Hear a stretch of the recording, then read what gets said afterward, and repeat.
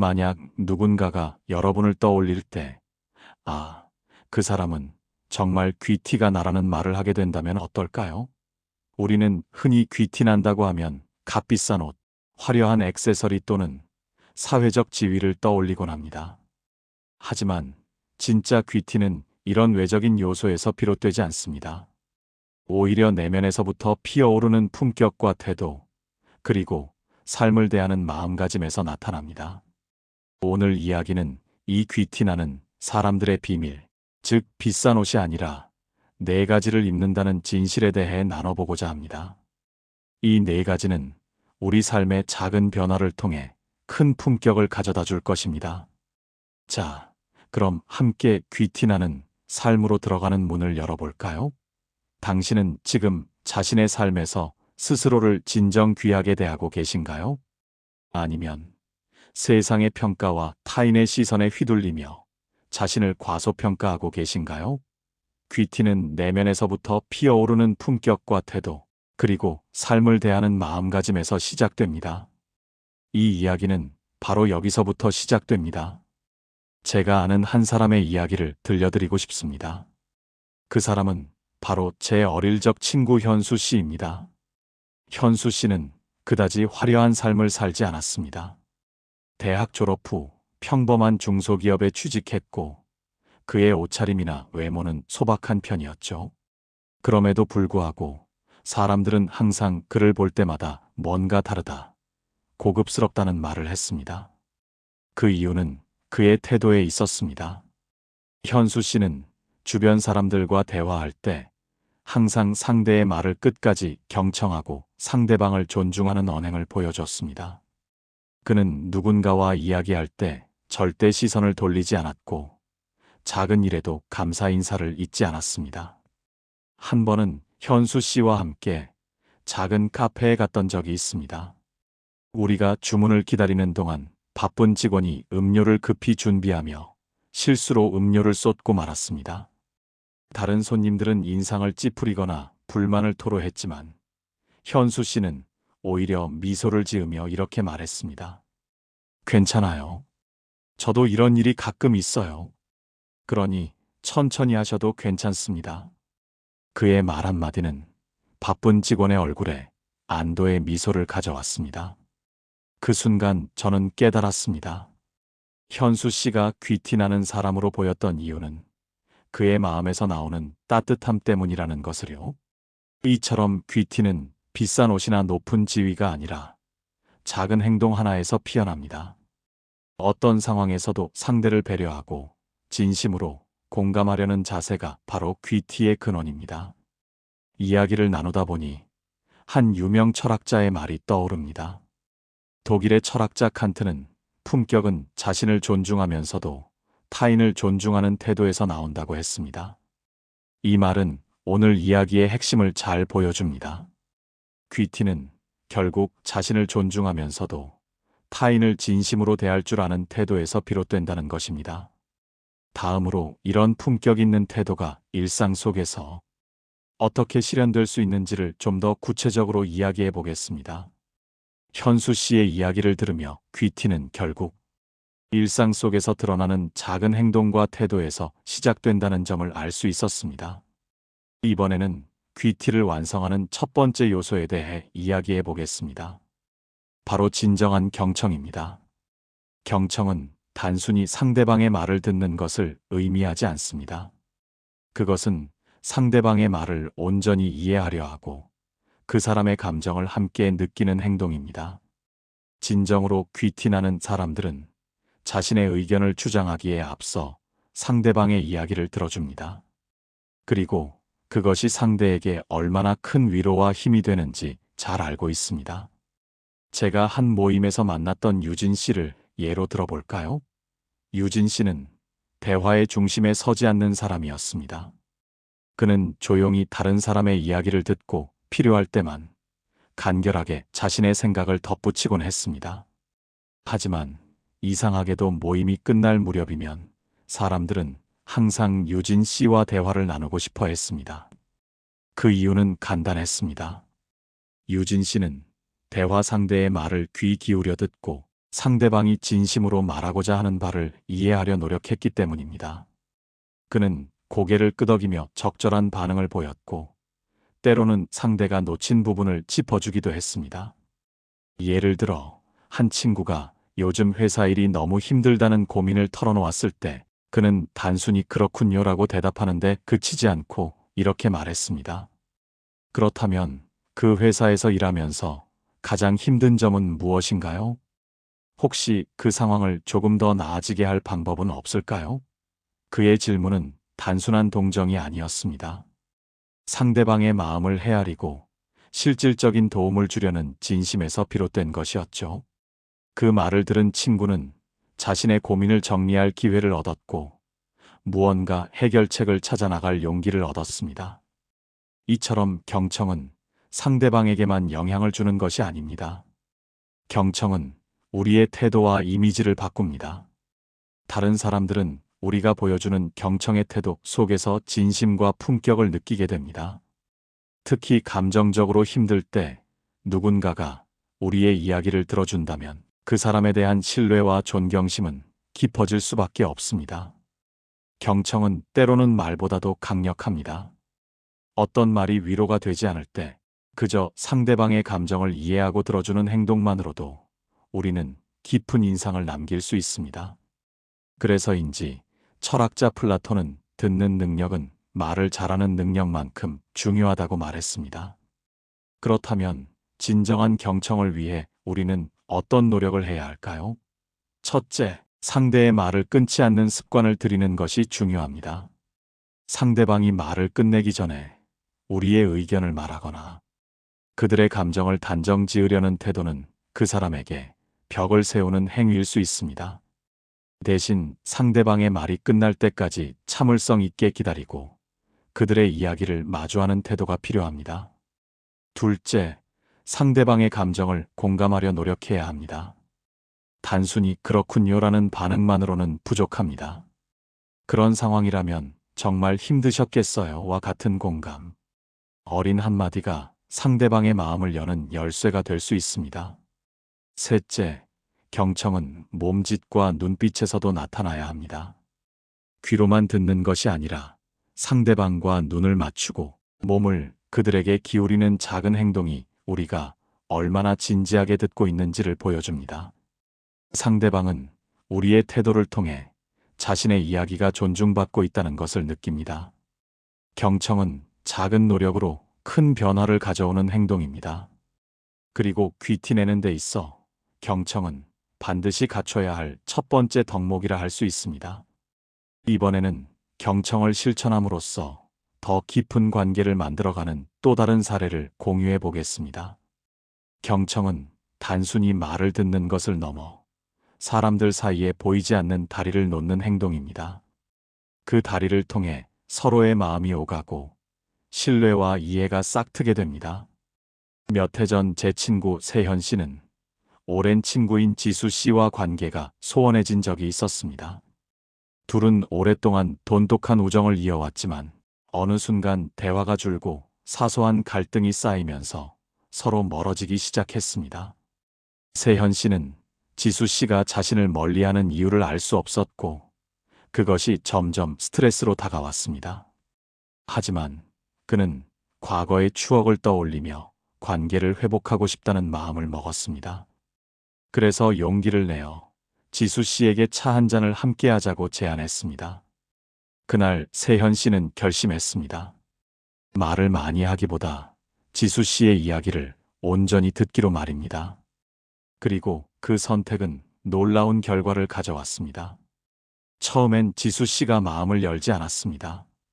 가벼운 대화만 이어지며 어색한 공기가 흘렀죠. 하지만 세현 씨가 인내심을 갖고 지수 씨의 말 한마디 한마디에 귀를 기울이며 그의 마음을 이해하려 노력하자 지수 씨는 천천히 속마음을 털어놓기 시작했습니다.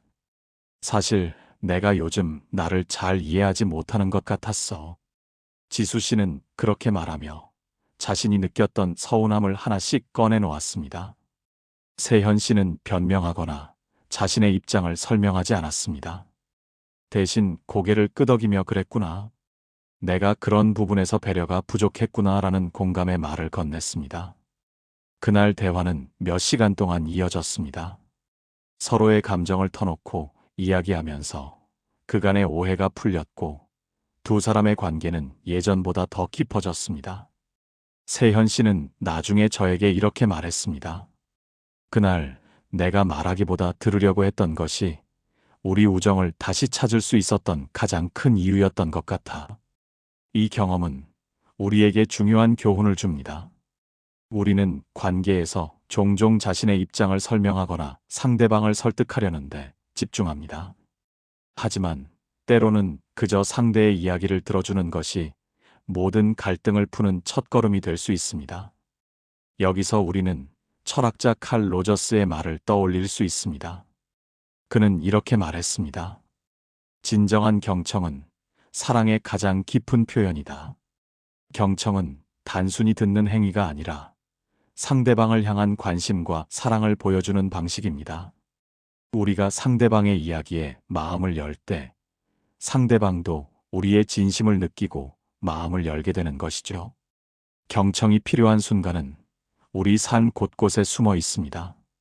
직장에서 동료의 어려움을 듣는 자리, 가족과 대화하는 저녁 식탁, 친구와의 진솔한 대화까지 이런 모든 순간에 우리가 보여주는 태도는 상대방에게 깊은 인상을 남기고 우리 자신을 더 품격 있는 사람으로 만들어줍니다.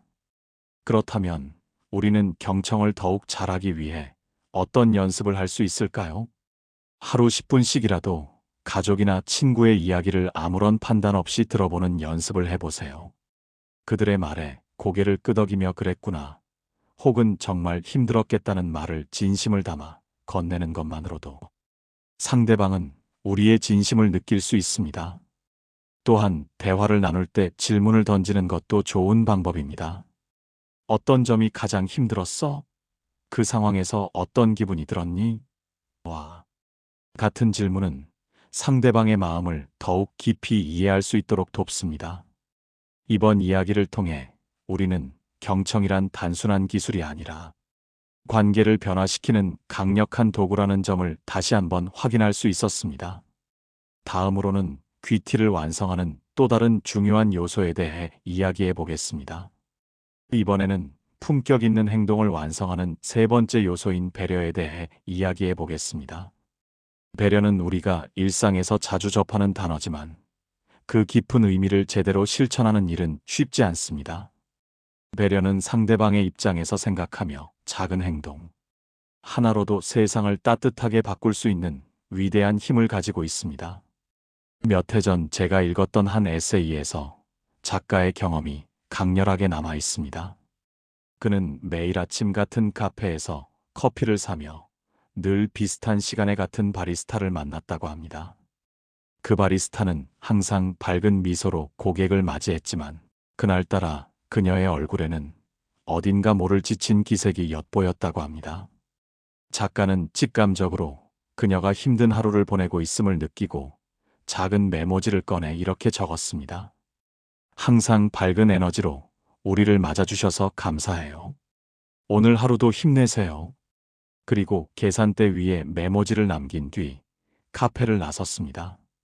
며칠 뒤 그는 다시 그 카페를 방문했을 때 바리스타가 눈에 띄게 밝아진 모습으로 그를 맞이했다고 합니다. 그녀는 감사의 마음을 전하며 말했습니다. 그날 당신의 작은 메모가 정말 큰 힘이 되었어요. 덕분에 하루 종일 웃을 수 있었답니다. 이 짧은 이야기는 배려의 힘을 잘 보여줍니다. 작은 관심과 행동이 누군가에게는 큰 위로와 격려가 될 수 있습니다. 배려는 결코 거창한 것이 아닙니다. 상대방이 원하는 것을 헤아리고 그것을 채워주기 위한 작고 진심 어린 행동이 바로 배려입니다. 배려는 또한 관계를 더 깊고 건강하게 만듭니다. 예를 들어 가족 안에서의 배려는 서로를 더 이해하고 사랑하게 만듭니다. 어느 날 한 친구가 저에게 들려준 사연이 생각납니다. 그 친구의 부모님은 매일 아침 서로에게 잘 잤어? 라고 물으며 하루를 시작하신다고 했습니다. 이 간단한 인사말은 단순한 습관이 아니라 상대방의 안부를 생각하는 배려의 표현이었습니다. 그 친구는 이 작은 배려가 부모님의 관계를 항상 따뜻하게 유지시키는 비결이라고 말했습니다. 여기서 우리가 생각해 볼 점은 배려는 상대방을 위한 것이지만 결국 우리 자신에게도 긍정적인 영향을 미친다는 점입니다. 심리학 연구에 따르면 배려를 실천하는 사람은 더 큰 만족감과 행복을 느낀다고 합니다. 우리가 타인을 위해 무언가를 할 때 우리 뇌에서는 행복과 관련된 호르몬인 도파민과 옥시토신이 분비되기 때문입니다. 다시 말해, 배려는 단순히 상대를 위한 행동이 아니라 우리 자신을 위한 행동이기도 한 것입니다. 철학자 임마누엘 칸트는 사람은 결코 수단이 아닌 목적이어야 한다고 말했습니다. 이 말은 우리가 타인을 대할 때 그저 하나의 도구처럼 대하지 않고 존중과 사랑을 담아 대해야 한다는 것을 뜻합니다. 배려는 바로 이 철학을 실천하는 가장 중요한 방법 중 하나입니다. 그렇다면 우리는 배려를 어떻게 실천할 수 있을까요? 첫째, 상대방의 입장에서 생각해 보세요. 상대가 어떤 기분일지, 어떤 어려움을 겪고 있을지를 고민해 보는 것만으로도 그들의 마음에 다가갈 수 있습니다. 둘째, 구체적인 행동으로 배려를 표현해 보세요. 직장에서 동료가 힘들어 보일 때 제가 도울 일이 있을까요? 라고 물어보는 간단한 질문이 큰 차이를 만들 수 있습니다. 셋째, 상대방의 말을 귀 기울여 듣고 그들의 이야기에 공감하세요. 진정한 배려는 경청에서 시작됩니다. 오늘날 우리는 빠르게 돌아가는 세상 속에 종종 배려를 잊고 살아갑니다. 하지만 우리가 잠시 멈춰 주변 사람들에게 따뜻한 마음을 전한다면 우리의 삶은 더 풍요롭고 따뜻해질 것입니다. 이번 이야기를 통해 배려의 중요성과 힘을 다시 한번 깨닫게 되었기를 바랍니다. 다음으로는 품격 있는 행동의 마지막 요소에 대해 함께 이야기해 보겠습니다. 품격 있는 삶을 완성하는 네 번째 마지막 요소에 대해 이야기해 보겠습니다. 바로 스스로를 존중하고 내면을 가꾸는 것입니다. 겉으로 보이는 모습만큼이나 우리 내면의 건강과 평온을 가꾸는 일은 품격 있는 행동의 핵심이자 우리가 행복하고 충만한 삶을 사는데 필수적인 요소입니다. 먼저 스스로를 존중한다는 것이 무엇인지 생각해 봅시다. 우리는 흔히 타인을 존중해야 한다는 말을 자주 듣습니다. 하지만 정작 자기 자신을 존중하는 일은 종종 잊고 살아가곤 합니다. 스스로의 가치를 인정하지 못하면 우리는 끊임없이 다른 사람의 평가와 인정에 의존하게 됩니다. 그 결과 우리는 자신을 더 작게 느끼고 진정한 행복에서 멀어질 수밖에 없습니다. 한 번은 저의 친구인 수진 씨의 이야기를 들은 적이 있습니다. 수진 씨는 몇 년 전 직장에서 큰 실패를 경험했습니다. 그녀는 새로운 프로젝트를 맡게 되었는데 결과는 기대에 미치지 못했고 그로 인해 팀원들에게 미안함과 자책감에 빠졌습니다. 자신감을 완전히 잃은 그녀는 사람들 앞에서 위축되었고 스스로를 점점 더 비난하기 시작했습니다. 그러던 어느 날 그녀는 우연히 유명한 심리학자의 책을 읽게 되었습니다. 그 책에는 이런 문장이 있었습니다. 당신이 세상에서 가장 존중해야 할 대상은 바로 당신 자신이다. 이 문장은 그녀에게 큰 울림을 주었고 그녀는 스스로의 가치를 다시 한번 돌아보게 되었습니다. 그 후 수진 씨는 자신의 일상에 작은 변화를 주기 시작했습니다. 첫째로 그녀는 자신이 잘한 일을 기록하기 시작했습니다. 매일 밤 하루 동안 자신이 이뤄낸 작은 성취들을 적으며 스스로를 칭찬하는 습관을 들였습니다. 둘째로 그녀는 자신의 감정과 대화하기 시작했습니다. 때로는 스스로를 위로하며 자신이 느끼는 부정적인 감정을 있는 그대로 받아들이는 연습을 했습니다. 셋째로 그녀는 자신을 비교하는 일을 멈췄습니다. 다른 사람의 성공에 압도되기보다는 자신만의 속도로 나아가는 삶을 선택했습니다. 결과는 놀라웠습니다. 수진 씨는 점점 더 자신감 있는 모습으로 변해갔고 타인의 시선에서 자유로워졌습니다. 그리고 무엇보다 스스로를 존중하는 법을 배우게 된 그녀는 다른 사람들을 대하는 태도에도 변화가 생겼습니다. 그녀는 더 따뜻하고 너그러운 사람이 되었고 많은 사람들에게 좋은 영향을 미치게 되었습니다. 이 이야기를 통해 알 수 있듯이 스스로를 존중하는 일은 우리 삶에 큰 변화를 가져옵니다. 자기 자신을 사랑하는 일은 결국 우리가 타인과의 관계에서도 더 건강한 모습을 갖추게 하는 첫걸음이 됩니다. 철학자 소크라테스는 이렇게 말했습니다. 너 자신을 알라. 이 말은 단순히 자신의 부족함을 아는데 그치지 않습니다. 자신의 강점, 잠재력, 그리고 스스로를 사랑할 수 있는 이유를 찾아내는 것까지 포함합니다. 그렇다면 우리는 어떻게 스스로를 존중하며 내면을 가꿀 수 있을까요? 첫째, 자신의 목소리에 귀를 기울이는 시간을 가져야 합니다. 바쁜 일상 속에서도 자기 자신과 대화를 나누는 시간은 필수적입니다. 둘째, 스스로에게 지나치게 엄격한 잣대를 들이대지 말아야 합니다. 우리 모두는 완벽하지 않은 존재이며 실수를 통해 성장한다는 것을 잊지 말아야 합니다. 셋째, 자신의 가치를 평가할 때 외부의 기준에 의존하지 않아야 합니다. 사회가 정한 성공의 기준이 아니라 스스로에게 의미 있는 삶의 기준을 정하세요. 마지막으로 스스로를 존중하고 내면을 가꾸는 일은 절대적인 완벽함이 아니라 꾸준한 노력과 배움의 과정이라는 것을 기억하세요. 우리 모두가 각자의 속도로 성장해 나가는 과정 속에서 스스로를 사랑하는 법을 배운다면 그 자체로 우리는 품격 있는 삶에 가까워질 수 있습니다. 이번 이야기를 통해 스스로를 존중하는 것의 중요성을 느꼈기를 바랍니다. 다음으로는 지금까지 다뤘던 모든 이야기를 바탕으로 귀티나는 사람이란 무엇인지 그 완성된 그림을 함께 그려보겠습니다.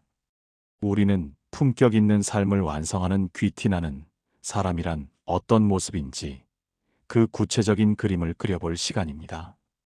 지금까지 함께 이야기한 4가지 요소를 바탕으로 귀티는 외적인 장식이 아니라 내적인 깊이에서 우러나오는 것임을 알게 되었을 것입니다.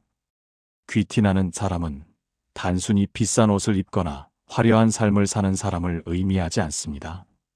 그들은 특별한 행동을 하거나 복잡한 기술을 익힌 사람도 아닙니다.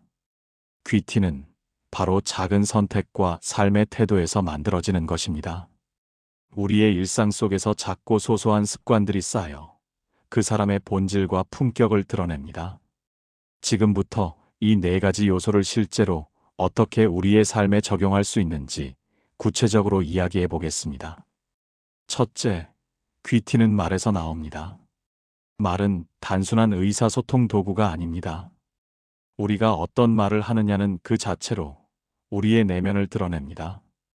귀티 있는 사람은 타인을 깎아내리거나 공격하는 말보다는 배려와 따뜻함이 담긴 말을 합니다. 그리고 무엇보다 경청의 태도를 잃지 않습니다. 한번 이런 상황을 떠올려 봅시다. 누군가가 당신에게 기쁜 소식을 전했을 때 여러분은 어떻게 반응하시나요? 귀티 있는 사람은 진심 어린 축하의 말을 건네는 사람입니다. 정말 대단하네요. 축하드립니다. 이 간단한 한마디가 타인의 마음에 얼마나 큰 기쁨을 줄 수 있는지 상상해 보세요. 그들의 말 속에는 진심이 깃들어 있고 그 진심이야말로 그 사람의 품격을 증명합니다. 둘째, 귀티는 행동에서 드러납니다. 우리가 누군가를 대할 때 보이는 작은 행동들이 그 사람의 내면을 보여줍니다. 예를 들어 엘리베이터 문이 닫히려는 순간 다른 사람을 위해 버튼을 눌러주는 행동. 이런 사소한 배려가 쌓이면 그 사람의 이미지는 달라지기 마련입니다. 한 번은 제 지인이 말했던 일화가 생각납니다.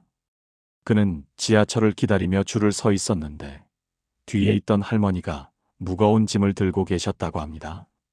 지인은 자연스럽게 할머니를 도와 짐을 대신 들어드렸습니다.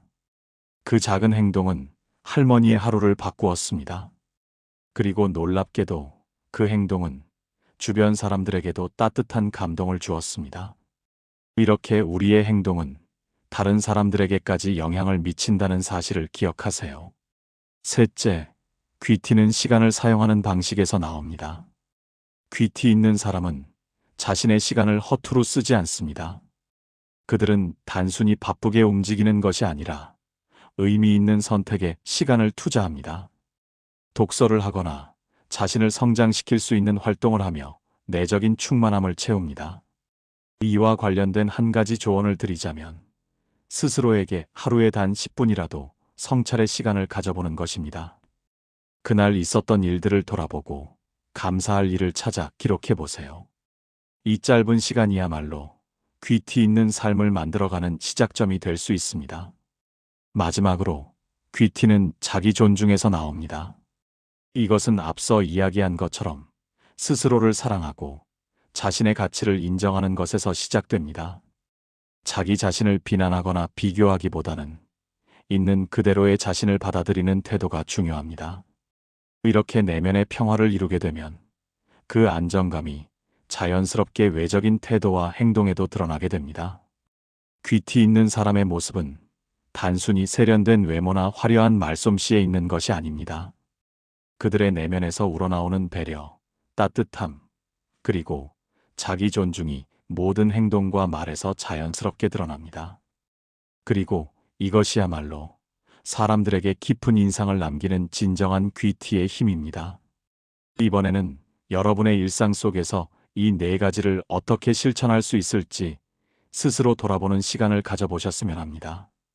이 모든 이야기를 하나로 묶어 우리 삶에서 품격과 귀티가 왜 중요한지 그 최종적인 메시지를 전해드리겠습니다. 이제까지 우리는 귀티 있는 사람이 되기 위한 네 가지 핵심 요소에 대해 이야기했습니다. 그것은 바로 말, 행동, 시간, 그리고 자기 존중입니다. 하지만 여기서 중요한 질문이 있습니다. 왜 우리는 귀티 나는 사람이 되어야 할까요? 그저 남에게 잘 보이기 위해서일까요? 결코 그렇지 않습니다. 귀티는 곧 나 자신을 귀하게 여기는 마음에서 시작됩니다. 그리고 그 마음이 외부로 드러나면서 주변 사람들에게도 긍정적인 영향을 미치는 것이죠. 귀티나는 삶은 나 자신과의 약속입니다. 나의 가치를 알고 나를 사랑하며 나의 내면을 끊임없이 가꾸겠다는 약속입니다. 이 약속은 우리에게 내적인 평화와 자신감을 가져다 줍니다. 그리고 이러한 내면의 힘은 우리의 말과 행동을 통해 자연스럽게 세상에 빛을 발하게 됩니다. 또한 귀티는 건강한 관계를 만드는데 필수적인 요소입니다. 경청과 배려를 통해 우리는 타인과 깊이 연결될 수 있습니다.